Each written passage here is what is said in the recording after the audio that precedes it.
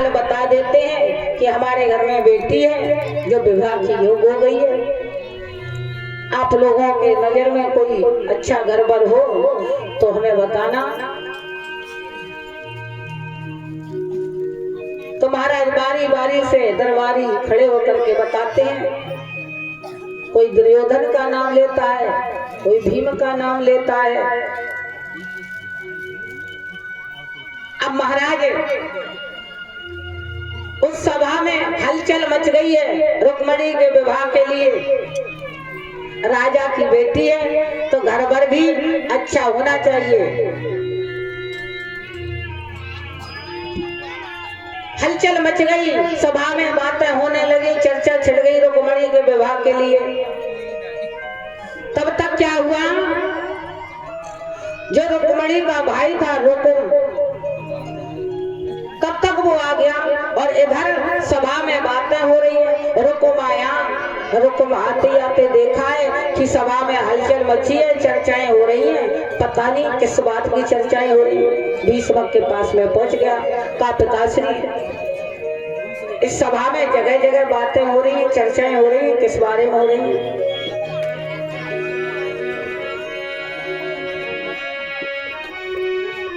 बोला हे पिता कहो क्या कारण है, ये भारी भीड़ भाड़ क्यों है, ये भारी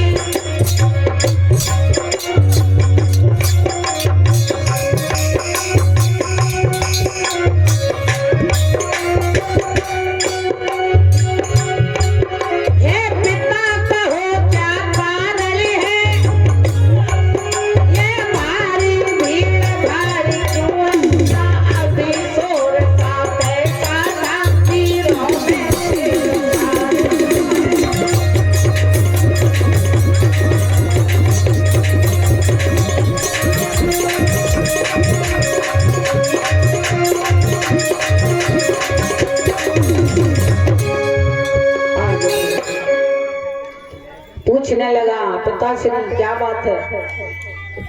तो महाराज भीष्म कहते हैं कि बेटा हमारी बेटी तुम्हारी बहन विवाह के योग हो गई है, तो बेटी के विवाह के लिए चर्चाएं हो रही हैं।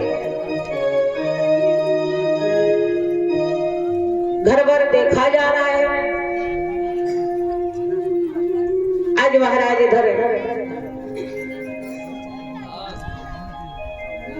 रुकुम के आने से पहले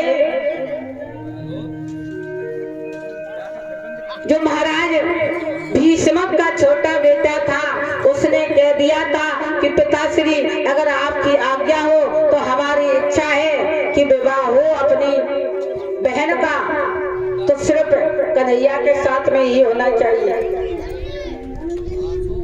लेकिन महाराज ने जब ये बात सुनी थी तो महाराज को खुशी तो हुई थी, लेकिन महाराज विचार करने लगे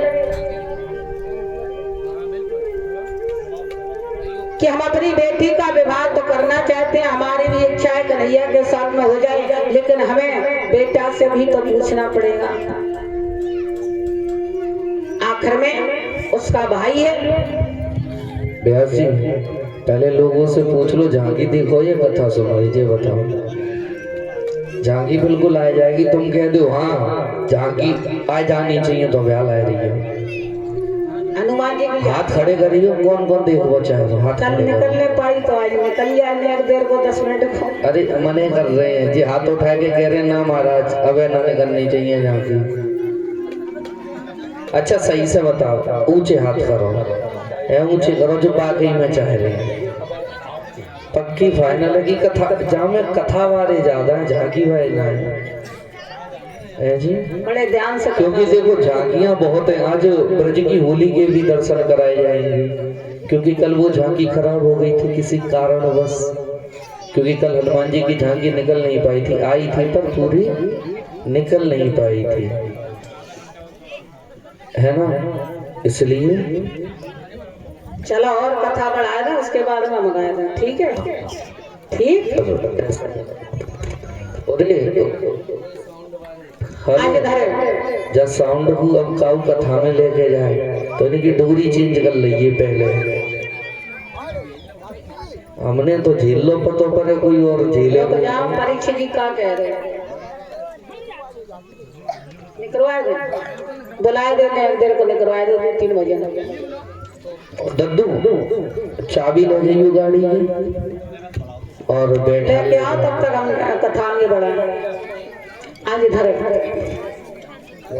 का पिताश्री हमारी इच्छा है तुम्हारा, देखिए सभा में जितने लोग थे किसी ने ये नहीं कहा कि कन्हैया के साथ। पर इन लोगों से बोल देना देखो खड़ा है कोई ना हो। अब नहीं खड़े हुए हैं। हाँ, जो खड़ा हो सोई समझ लियो झांकी गई। नहीं खड़े नहीं तो बात। तुम अगर नेको खड़े है सोई बैक करवा दो, मैंने भैया कैंसिल कर दो झांकी। कोई खड़ो ना है। किसी ने ये नहीं कहा कन्हैया के साथ में विवाह नहीं होना चाहिए। यहाँ गली बना लो, इतने में बस यही रास्ता ठीक है। हाँ, यही वाली बना लो। दादा का नाम बोल दो।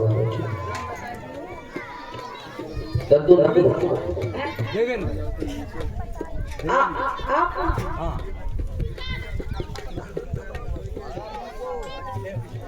अले प्रसाद ले जा। और इसी बीच में भगवान कथा में 100 रुपए दान कर रहे हैं श्रीमान देवेंद्र कुमार, रामपुर कुंवर। ले प्रसाद ले जा। 100 रुपए भगवान कथा में दान कर रहे हैं। भगवान से कामना करूंगी दद्दा की लंबी उम्र हो, ऐसी धर्म के क्षेत्र में आगे बढ़ते रहें।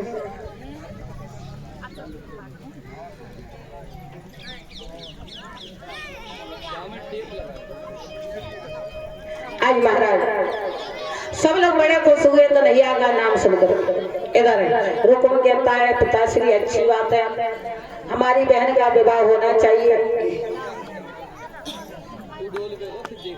लेकिन क्या आप हमें बता सकते हैं हमारी बहन के लिए घर भर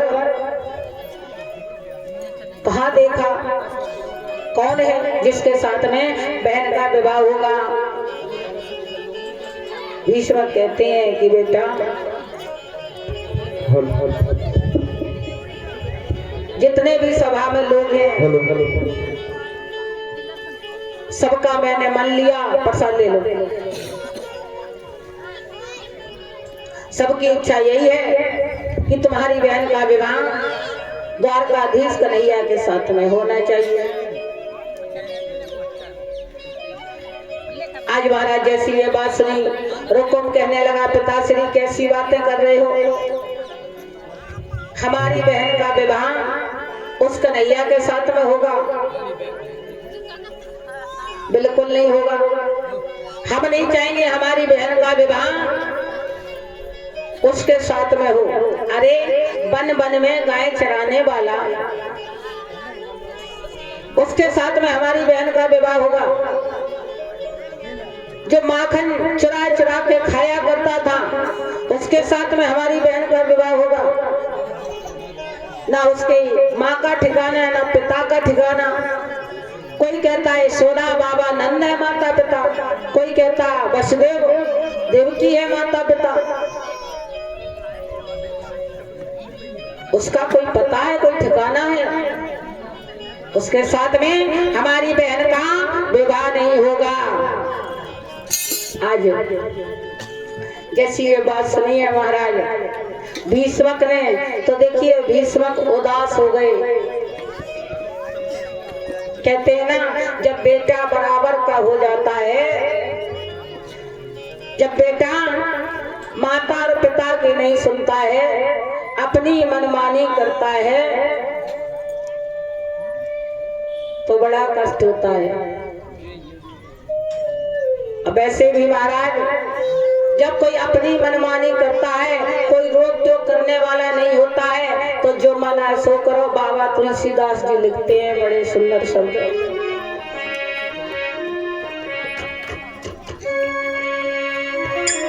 कि सर्व स्वतंत्र न सरकार कोई, आवे मन ही करो कोई।